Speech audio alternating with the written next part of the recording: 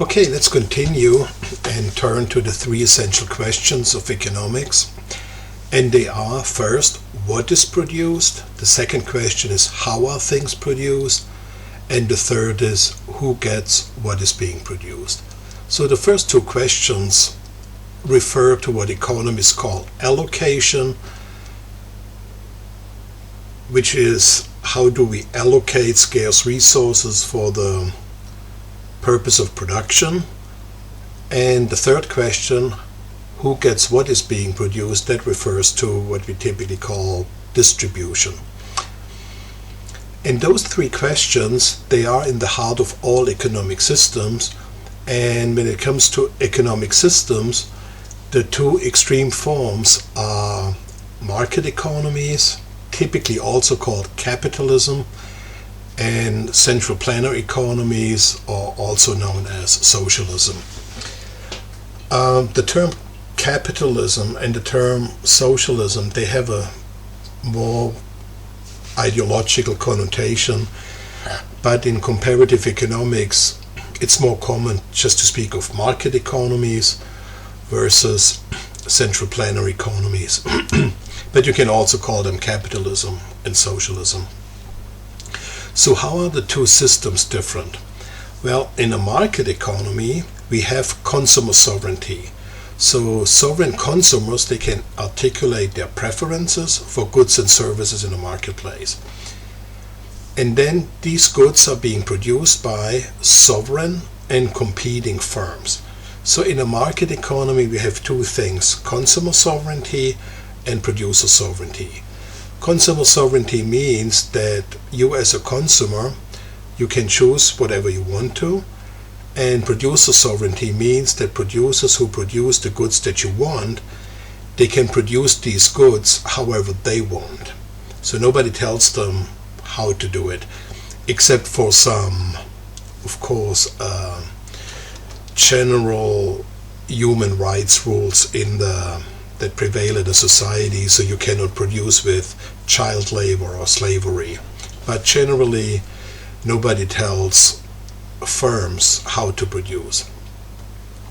And now, when it comes to the distribution of these goods, the goods that are being produced or purchased by consumers, and who gets the goods, that depends on their willingness to pay. And whenever the price is higher than the willingness to pay, then consumers obviously will not buy a good. But when the price of a certain good is below consumers' willingness to pay, then they pay, and then they buy the good. And the willingness to pay is also known as the consumer's reservation price. So when I go somewhere and I want like a cookie, and I feel like, okay, I'm hungry, I would like to have a cookie, and my reservation price is 50 cents,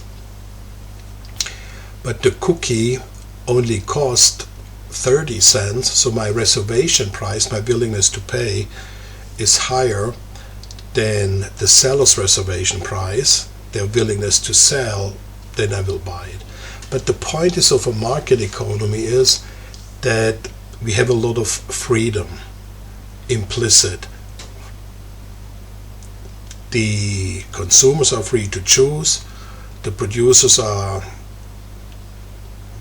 generally free to produce how they want to produce something, and then the allocation and actually the distribution of the goods and services produced, that's being done through the price mechanism of a market economy.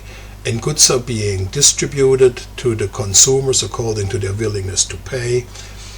Whenever their reservation price is higher than the reservation price of the seller, in other words, whenever the willingness to pay by consumers is greater than the willingness to sell by the producers, then people will be able to purchase the good, otherwise they won't. Well, in a central planner economy, things are completely different, and consumers articulate their preferences not in the marketplace, but they have to report them to a central planner. The central planner then takes note of those preferences, but then the central planner also needs to ask the consumers, how much are you willing to contribute to the production of all those goods and services? And then the central planner makes a plan with all the preferences for goods and services and people's willingness to contribute to the production of it, and ultimately sees what's possible. In a later slide, when we talk about incentives, we will come back to that example, but at this point, all that you need to know is the basic characteristics in a market economy and a central planner economy, but we will come back to those two economies later when we talk about incentives. But for now, I'll just stop here.